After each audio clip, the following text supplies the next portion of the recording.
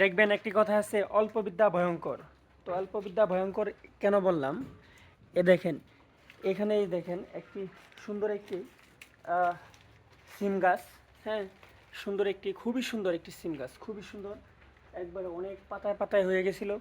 এটারে কি করছে দেখেন, এটারে এমন অবস্থা করছে দেখেন, এখানে এই যে ময়লা ফালাইছে, ময়লা ফালাইয়া দেখেন গাছের গোড়টারে পচে ফেলাইছে, এগুলো পরে সরাই দেওয়া হয়েছে। হ্যাঁ, তো সরাই দেখে কি ব্যাপার, হঠাৎ করে এই গাছের পাতাগুলো মরে যেতেছে কেন, সেজন্য খোঁজাখুঁজি লাগানো হলো। তো লাস্ট পর্যায়ে দেখা গেল যে এই গাছের গোড়টায় যে এই এই ময়লাগুলো দিয়ে এটা পচে ফেলাইছে।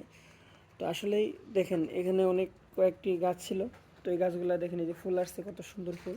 হ্যাঁ, তো এটা কিন্তু খুব, দেখেন এই যে এখানে যে ড্যারেসগুলো ধরছে কিন্তু নষ্ট করে দিল। হ্যাঁ, নষ্ট করে দিল, এখন আর কি করার।